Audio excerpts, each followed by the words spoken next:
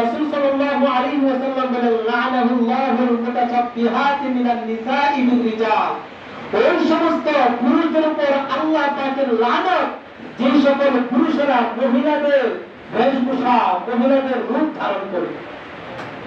ওয়াল মুতাশাব্বিহিনা মিনার রিজালি one নিসা, এবং ওই সমস্ত নারীদের উপর অভিশাপ, আল্লাহ রাব্বুল আলামিনের অভিশাপ যে সকল মহিলারা, নারীরা পুরুষদের বেশভূষা তারা ধারণ করে।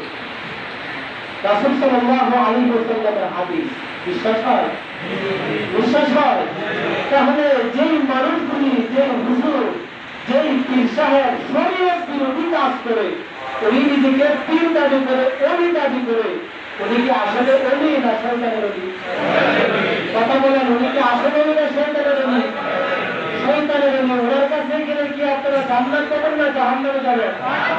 জাহান্নামে। কারণ কি, উনিও জাহান্নামী, ওনাকে মহব্বত করতেছেন, ওনার সাথে উনি আপনাকে জাহান্নামে নিয়ে যাবেন। এখন আপনাদের প্রশ্ন হচ্ছে যে ওনারা জেনে শুনে এমন কাজ করতে পারে? আর সাধারণ মানুষের প্রশ্ন থাকেনি। আপনি কিন্তু কাউকে বলতে চান, ওনারা এই প্রশ্নটাই করবে। এই গত বছর শীতের সিজনে আমার এখানে আরফান ভাই ছিল, আপনারা চিনবেন, এলাকায় যারা আছেন আরফান ভাই। টঙ্গী বাজার একটা মাজার আছে, টঙ্গী বাজার মার্কেটের এখানে। এই জায়গা থেকে একটা লোক উলঙ্গ হইয়া, পুরা উলঙ্গ হইয়া শুধু একটা জ্যাকেট গায়ে দিয়া এখানে আসছে। মাস্টারবাড়ি মসজিদের যে গল্লিটা, এই গল্লিটার ভিতরে মাগরিবের আগে আগে আসা উলঙ্গ অবস্থায় আসছে। দোকানদারের দেখলো, আমিও ফলো করলাম। মাগরিবের নামাজ এখান থেকে পড়ে গিয়ে দেখি উনি এখানে বসে বসা, লোক যখন একজন করে লোক যায় তখন ওনাদেরকে ডাকে, বিশেষ করে মহিলাদেরকে ডাকে, এই এদিকে এদিকে, এটা ফলো করা হইল। কিন্তু আমিও এখানে ফলো করার পর লাস্টের মহিলারা ওনাকে একটা লুঙ্গি দিলেন, এক মহিলা বাসা থেকে এনে একটা লুঙ্গি দিলেন, নতুন লুঙ্গি পরিধান করার জন্য, উনি পরিধান করেন। তার কাছ থেকে টাকা নিতেছে কেমনে? একটা কাগজের মধ্যে একটা মেডিসিন দেয়, কাগজটা আগুনের মতো গরম হয়ে যায়, এটার মধ্যে আবার একটু থুতু দিলে আগুন ধরে যায়। তার কাছে কয়েকটা আংটির যে পাথর আছে না, ওই পাথর আছে, তার খেরামতি দেখেন, এই দুইটা খেরামতি তার কাছে আছে। আমি নিজে আপনাকে কম দিয়ে আনলাম, আপনারা যারা ছিলেন একটু জিজ্ঞাসা করবেন, বাস্তবটা যেটা আমি আপনাদেরকে বলতেছি। আনার পরে উনি ওনাকে ধরে আনলেন, একটা খাট ওনাকে মারার জন্য একটা আগে নিলাম, তাকে লুঙ্গিটা পরানো হইলো, তার জ্যাকেট খোলা হইলো, সব কিছু আতানোর পরে সব কিছু সে ওই কথাগুলি স্বীকার করলো। সে একজন সুস্থ মানুষ, কোনো অসুস্থতা নাই, তার পেশাই এটা। এবং দেখেন তাকে 1000 টাকা কিছুক্ষণ পূর্বে তাকে দিল, তার কাছে এই টাকাটা নাই। এই যে টাকাটা নাই, কিভাবে এই টাকাটা নাই এটা যাচাই করার জন্য সে বলে না অনেক বলার পরে বললো যে ওনাদেরই মুখ আছে, ওদের পক্ষের পরে পরে আসে, বেশি টাকা যখন হয়ে যায় ওনারা নিয়ে যায় সাথে সাথে। ওনাদের বাউন্ডাবাজি যে কোয়ালিটি, টাকা যখন বেশি হয় তখন ওনাদের সাথে গ্রুপের লোক আছে, এখান থেকে আসা যাওয়া করতেছে, হ্যাঁ, ওনাদেরকে দিয়ে দেয়। আর মহিলাদের কাছ থেকে, সাধারণ মানুষের কাছ থেকে বিপদ আপদের কথা বলা, তো তোমার যে নিয়ত আছে এই নিয়ত পূর্ণ হয়ে যাবে একটা আংটি দিলে।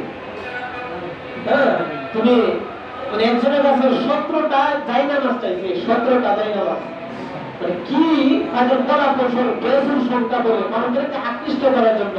তো বলতেছে 17টা জায়নামাজ কত? তো জায়নামাজ দিতে হবে না, তুমি এর বিনিময়ে টাকা দিয়ে দাও, যে টাকাটা আছে এই টাকাটা দিয়ে দাও। অর্থাৎ এটা হলো কৌশল। উনি একটা মাজারে থাকে, অর্থাৎ ওনাদেরকে মানুষটিকে দেখেন, উনি যে উলঙ্গ, এই উলঙ্গ লেনটা হওয়ার পরেও মহিলারা তাকে বিশ্বাস করছে, পুরুষেরা তাকে বিশ্বাস করে তাদের নিয়তের উপরে 1000, 500, 200, 10 টাকা, 20 টাকা এরকম জিনিসপত্র সবাই তাকে দিচ্ছে। এখন আপনার দেখার বিষয়, যে পাগলটা এই অবস্থায়, তার মাথা চুল হয়ে এরকম গোসল করে না, কারণ তার তো এই দেশটাই ধরতে হবে, তার হায়া লজ্জা সব কিছু সে বিক্রি করে দিচ্ছে টাকার জন্য।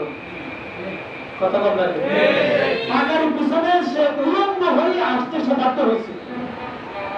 এটা হলো বাস্তবটা, আমি আপনাদেরকে বুঝাইলাম। মানুষের ঘটনা বলে, কুমিল্লার ঘটনা টঙ্গী এসে বলে, কারণ কুমিল্লার ঘটনা তো আর যাচাই করার মতো না। কথা বললে দূরের ঘটনা তো যাচাই করার মতো না।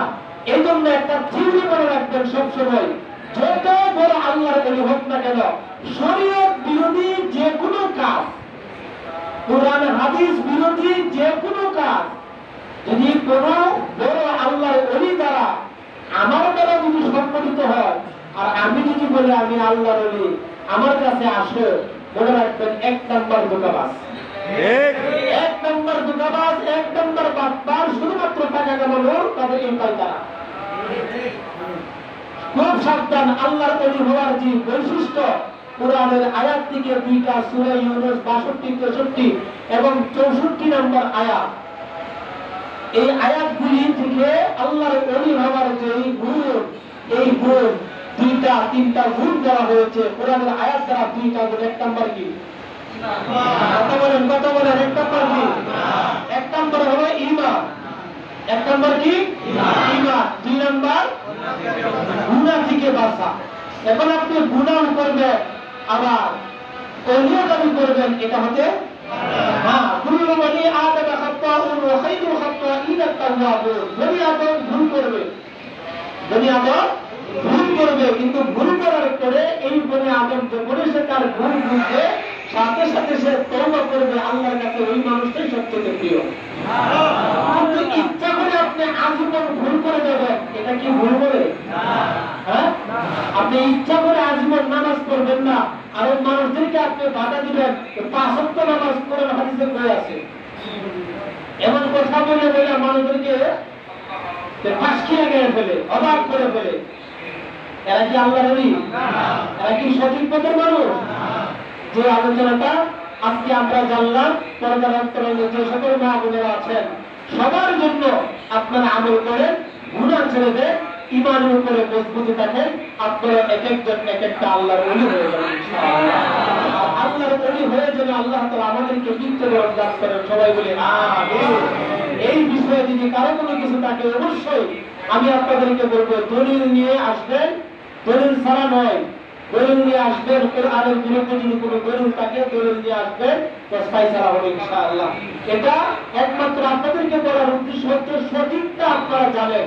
আপনার কাছে যদি সত্য কারো কাছে থাকে, অবশ্যই আপনারা নিয়ে আসবেন।